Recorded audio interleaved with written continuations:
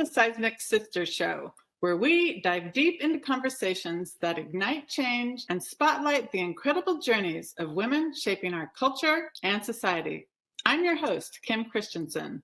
Today, we're thrilled to welcome a talented Filipino and Broadway actress currently starring in the Broadway musical Suffs, which celebrates the monumental fight for women's suffrage. Ladies and gentlemen, Jaygee Macapugay. Thank you for having me, Kim. I'm very excited to be here. Absolutely. Jaygee, your career has spanned various roles that not only challenge the norm, but also highlight powerful narratives, from School of Rock to Here Lives Love. Today, we're eager to get an inside look at this new adventure in your career with the launch of Suffs, a musical that not only entertains, but educates and empowers. Thank you so much for having me. I've had a 20-year span in my career. And when I first started out, I was doing a lot of canon musicals like Miss Saigon and The King and I. And as I got older, I really wanted to tackle more musicals and shows that reflected social change. A lot of those kinds of musicals are new works that are political and exciting and push the envelope on what's important in the world today. So I'm really excited and thankful that a lot of the shows that I've done in the last few years really are about social justice.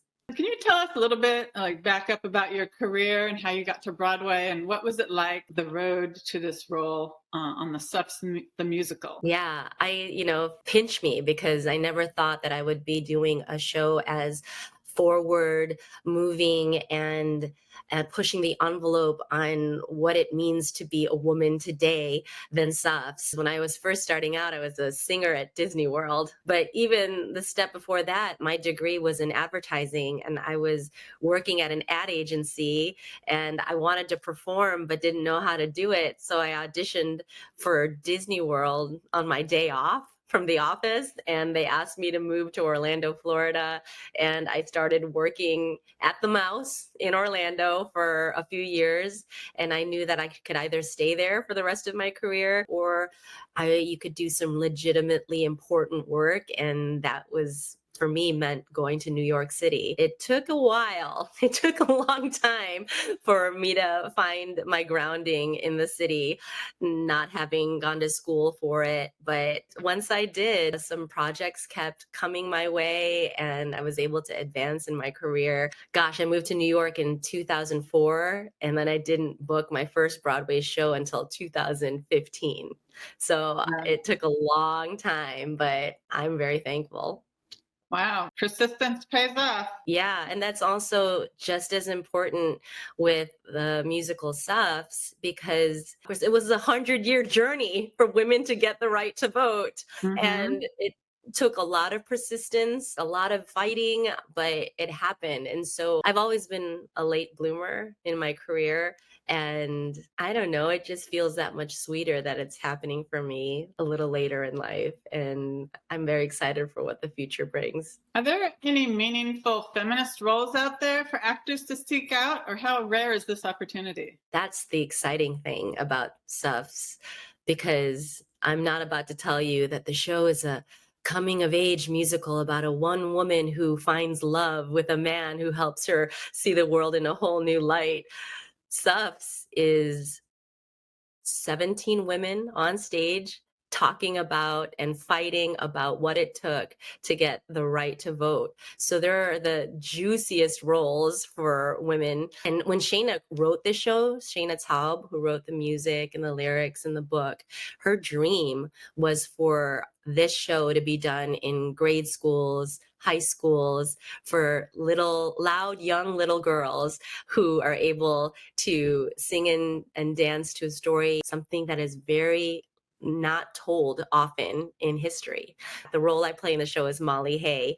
And if Carrie Chapman Catt is the Hillary Clinton of the suffrage movement in the 1900s, then I am Huma behind her. That is her right hand. The other side of it, though, is that they were actually together. That's not something that was talked about very much during that time. But Carrie Chapman Catt and Mollie Hay were actually they loved each other and they had a Mm. relationship together. One of the things that I love about the two of them that I had heard in my research is that the two of them are actually buried in the same cemetery, in the same plot next to each other, where it says, "Here lies two united friends for 38 years, united to a great cause." And so while they couldn't say that they were together, their Mhm. friendship is evident. Well, so what drew you to Suffs? And would you say there are any parallels between your character in the musical with your own life or cultural experience? Did you try out for a particular part or did you just sort of get assigned?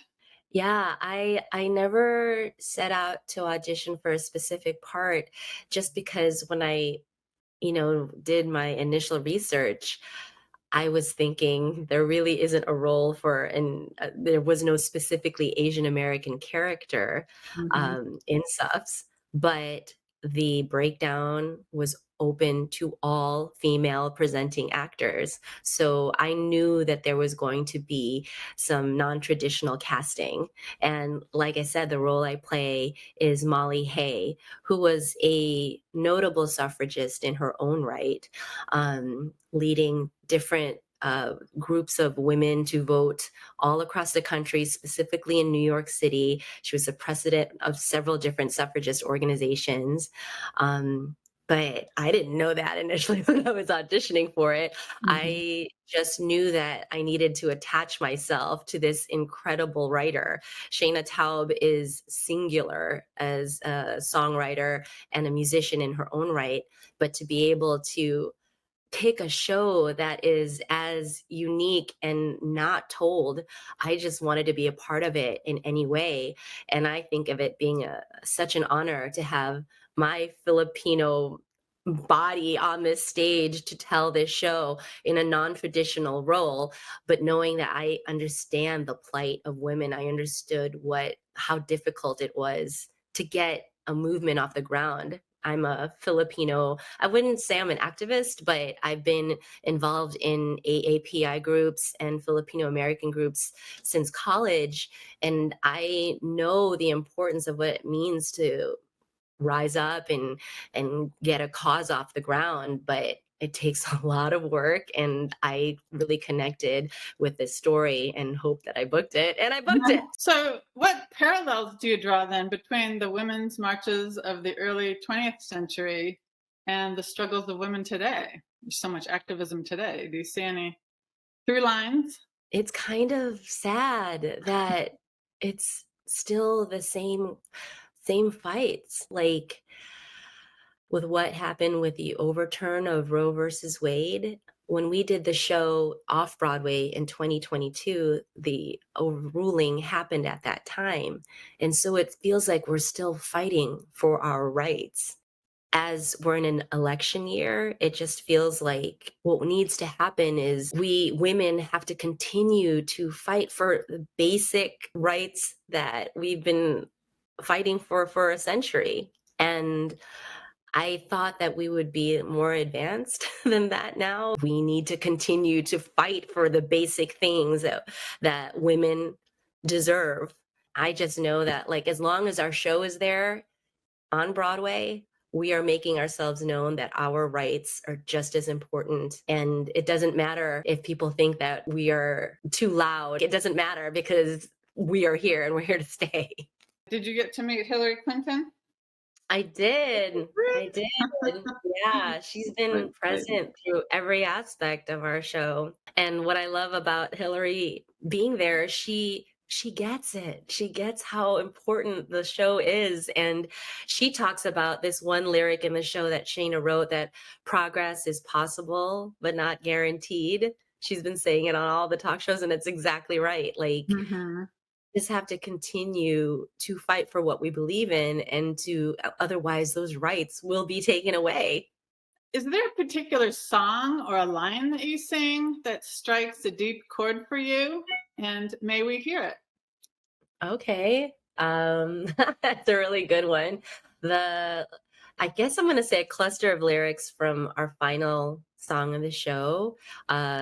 It's called Keep Marching, and the lyric starts, The gains will feel small and the losses too large. Keep marching, keep marching. You'll rarely agree with whoever's in charge. Keep marching, keep marching. The progress is possible, but not guaranteed. I'm like, what? Shaina wrote Yeah. fantastic lyrics, and Mhm. it's an honor to sing those lyrics every single night. No, that's powerful. Are there songs that you think like little girls will sing, like, the songs from Frozen, or, people will just sort of catch, they're going to be catchy tunes that we'll all be repeating? Yeah, yeah, there's some really powerful bangers, as the kids Okay. would say in the show.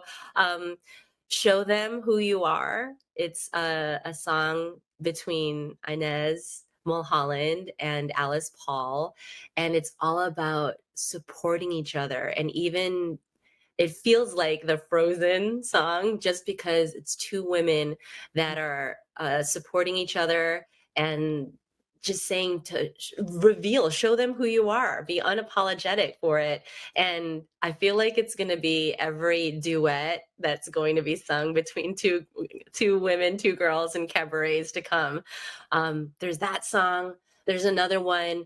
It's called Worth It, and Mhm. it's a new song for the Broadway production. It wasn't done off Broadway, and it shows the vulnerable side of Alice Paul, because for women who have decided to pursue a career um, for women's rights, for activism, you have to sacrifice some things. And Alice Paul in this scene is questioning, is it worth it to to pursue something that is difficult at the expense of maybe not having a family, at the expense of maybe not getting married? And I think that those universal feelings that women feel when they want to pursue their careers, and while it is possible to do it all, is it worth it for what the cost is of being able to do it? So the first time I heard it, just tears falling down my face. And I still do. And then I'll say another song. There's another one that's called Insane, which is when Alice Paul is imprisoned along with her other suffragist cohorts because of picketing at the White House, and they were put in jail for their beliefs, and they were actually tortured. Like, that's something that was little known about these suffragists. You just think that they're picketing and marching, but they were actually arrested for their beliefs, and they were imprisoned for months. And during that time, Alice and her cohorts went on a hunger strike. And during the hunger strike, she was questioned as being insane. So there's a song called Insane, and it's all about how when women speak up for themselves, men mostly are saying how we're dramatic, we're crazy, and we should be locked up for those beliefs and stop fighting and just be good. And so when she's talking about it, when she's singing about it, it's this 11th hour number. It's so powerful, and you just feel seen. I think women, when they see the show, they're going to feel seen. That's incredible. That's the one of those parts that really gets to me. I know a little bit about that. Some of the activists leaders went, like you said, went to jail, were force fed. I mean, like this is like violence. It's like they endured a lot, gave up a lot. Progress doesn't just happen automatically, a little bit better. Things get better year by year. No, it was a strategy, decades long strategy implementation. It took like waves of, feminist activists to keep going. And like you said, pick up the baton. And then the ones that started may have died before they, saw the end result, the victory. Yeah, that's what I hope, that young people who may feel discouraged right now because of we're in such difficult times and change is possible. And then that they see our show, they'll know progress it's not fast, it's not easy, but it's possible. And there's a soft power with musical theater that you can do it without hitting you over the head, but like letting it reveal itself to you. These are actual women. This actually happened. And so with young people seeing the show, they'll feel like, I can do this because it was done before. And I think that's the reminder of what our show is, that like you have to keep fighting. You have to keep marching. Otherwise, you'll get taken away, or there's going to be people that are going to try to do that. Right. Things can go in reverse, the rollback, the Mhm. backlash. Yeah. Exactly. Yeah. I think for younger generations, if they have not directly experienced it, like, I've experienced feminist backlash a couple times, over the decades that I've been alive. And so it still stings, and those lessons are still fresh. But Yeah. I think a musical like this will be really educational for everyone, but really let the younger generations know, right, what it takes. I was wondering, does the musical focus in on the leaders and the strategists? But does it also touch on the fact that you can't just have leaders, right? You need to have this swelling movement of many, many people supporting the cause, right? Yeah. I mean, there is a campaign scene, and there's another scene called Find a Way, where the leaders are reaching out to the public and asking them to join us in the cause. Carrie Chapman Catt and Mollie Hay, while they were part of the old guard, they were going state to state to state on tours, trying to recruit as many women to sign up for the right to vote. And then when they all came together, you've got the old guard, and then you've got the new guard, Alice Paul, and then you also have the Black suffragists, all came together. That was the united front for the march. The march on Washington, D.C. was about 200,000 people attending, 200,000 women attending. And that had never, ever been done before in Washington, D.C. It took the women coming together to create the first protest on the White House gates. That's so exciting. I can't wait to see this. So Suffs is playing on Broadway right now in New York City, and it's getting reviews, and our tickets like selling like wild. Tickets are available. You can go Okay. to suffsmusical.com and get tickets.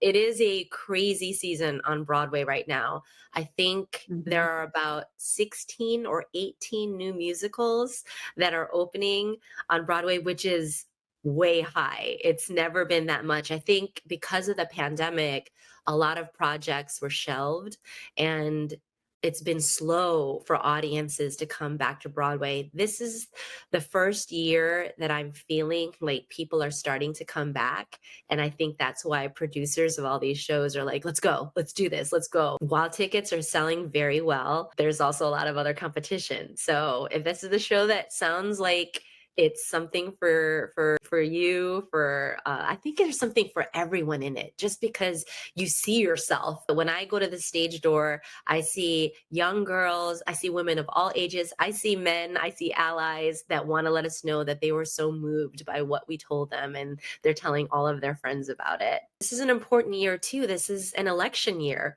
So we're hoping that Suffs will play a part in getting more people to register to vote.